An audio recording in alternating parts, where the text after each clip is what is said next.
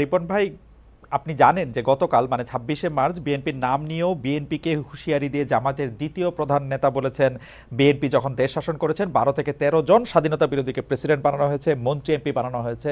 আহ, জামায়াতের কার্ড নিয়ে খেললে শেখ হাসিনার মতো নির্মমভাবে বিদায় নিতে হবে। হ্যাঁ, না, না, যে নিশ্চয়ই, যে নিশ্চয়ই। ধরেন চাঁদাবাজির দিক দিয়ে কে কোথায় থাকবে, কে কোথায় কি করবে, এটা দিক দিয়ে সংস্কারের প্রশ্ন, সংস্কারের কথা শুনলেই আপনাদের খারাপ লাগে, কিন্তু সংস্কার খারাপ কি?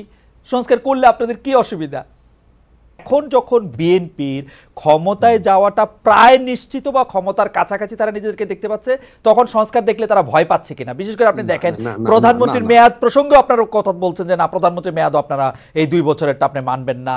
এর মধ্যে থেকে অনেক ইফস অ্যান্ড বাটস আপনারা না, ইয়া আমি আমি করতেছেন। আম- আমি রিপন ভাই, আপনি জানেন যে গতকাল মানে 26শে মার্চ বিএনপির নাম নিয়েও বিএনপিকে হুঁশিয়ারি দিয়ে জামাতের দ্বিতীয় প্রধান নেতা বলেছেন, বিএনপি যখন দেশ শাসন করেছেন 12 থেকে 13 জন স্বাধীনতা বিরোধীকে প্রেসিডেন্ট বানানো হয়েছে, মন্ত্রী এমপি বানানো হয়েছে। আহ, জামায়াতের কার্ড নিয়ে খেললে শেখ হাসিনার মতো নির্মমভাবে বিদায় নিতে হবে, তিনি হুঁশিয়ার করে দিয়েছেন। আপনার কাছে একটু জানতে চাইবো, যে পাশে থাকলে সঙ্গী, না থাকলে জঙ্গি, আপনারা জামায়াতের প্রতি এই অবস্থানটা আপনাদের কাছে কি মনে হয়? আপনার কাছে কি মনে হয়? উনি যা বলেছেন ঠিকই তো বলেছেন, তাই না? ওখান থেকে বলেছেন, এবং এটা ওনার পার্টির স্ট্যান্ড কিনা সেটা আমি নিশ্চিত নই। কারণ যখন জামাতের নেতারা যখন অনেকেই যখন আমার সাথে টকশোতে অংশ নেন, তখন তাদের মধ্যে এই ধরনের স্পিরিট বা বক্তব্য আমি শুনি না সাধারণত। বরং সেখানে তারা অনেকবারই ঐক্যের কথা বলেন। মানে ঐক্যটা হচ্ছে যে আমরা তো একটা ফ্যাসিবাদ বিরোধী আন্দোলনে সবাই ছিলাম, তাই না? মানে আওয়ামী লীগ ব্যতীত আওয়ামী লীগের বিরুদ্ধে বাংলাদেশ সকল শ্রেণী পেশা রাজনৈতিক দলের মানুষ, ডান বলেন বাম বলেন, ধর্মীয় মানে ধর্মাবলম্বী রাজনৈতিক দলগুলো হোয়াটএভার, মানে অর্থাৎ আমি ইসলামিস্ট ফোর্সেসদের কথা বলছি। তো সবাই তো অংশ নিয়েছেন, এতে তো কোনো সন্দেহ নেই। তো মানে যেটার মানে দলীয় ফোরামের বাইরে যে আলোচনাগুলো হয় সেখানে আমরা যেটা শুনি যে আমাদের চূড়ান্ত বিজয় অর্জন না হবে। চূড়ান্ত বিজয় বলতে আওয়ামী লীগের পতন করতে শেখ হাসিনা পালিয়ে গিয়েছেন, একটা অন্তর্বর্তীকালীন সরকার মানে এখন দায়িত্ব নিয়েছে, এটাই কিন্তু চূড়ান্ত বিজয় না। শেখ হাসিনার যে অপশাসনটা ছিল, গণতন্ত্রের বিরুদ্ধে তার যে কাজগুলো ছিল, নির্বাচন ব্যবস্থার বিরুদ্ধে তার যে কাজগুলো ছিল, অর্থাৎ একটা টোটাল একটা ফ্যাসিবাদী কাঠামো তিনি তৈরি করেছিলেন।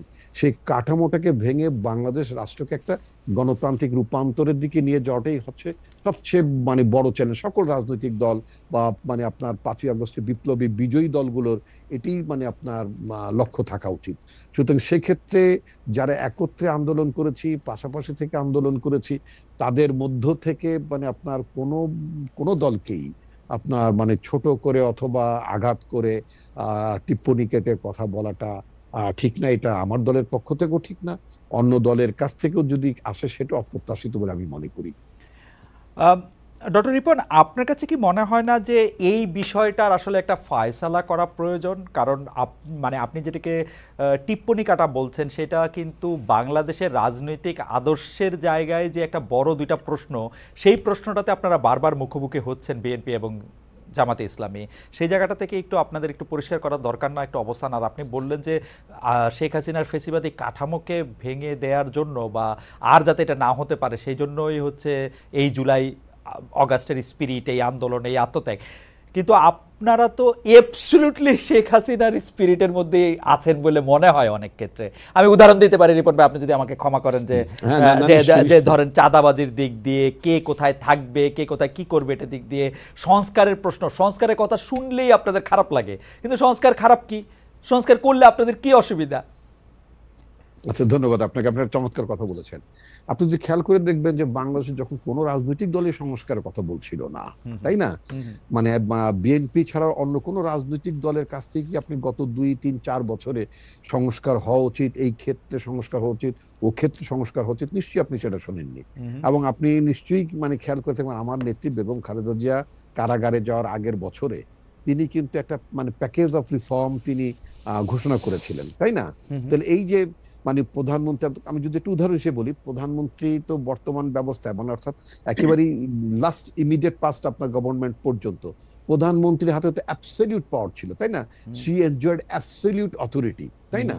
তো এখন এই ধরনের অবস্থায় থেকে কোন প্রধানমন্ত্রী চাইবেন, কোন রাজনৈতিক নেতা চাবেন যে তার ক্ষমতা অন্য কেউ শেয়ার করুক অথবা তার ক্ষমতার আসুক, ভারসাম্য আসুক, একথা তো বেগম খালেদা জিয়া সেই 2016-17 সাল থেকে বলা শুরু কারণ তিনি করলেন। বিরোধী দলে ছিলেন তখন, সেজন্য না রিপন ভাই? রাইট।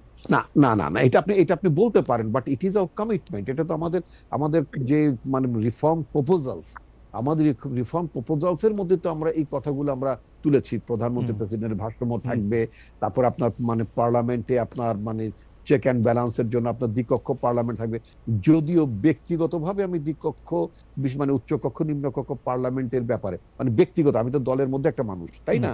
তো সুতরাং আমার নিজেরও তো মানে পছন্দ অপছন্দ থাকতে পারে। তো আমার পছন্দটা হয়তো যারা পছন্দ আমরা করি বা না করি তাদের মধ্যে হয়তো আমি মানে আমি সংখ্যা লঘিষ্ঠ হয়তো, হ্যাঁ আমি, কিন্তু আমি ব্যক্তিগতভাবে আপনার মানে উচ্চ কক্ষের ধারণার সাথে একমত নই।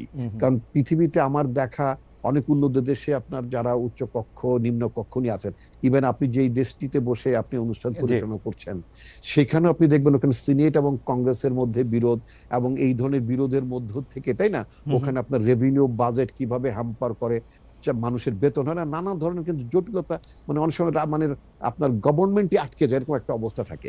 ইভেন আমরা মানে যুক্তরাজ্য এই অবস্থা দেখেছি, তাই না?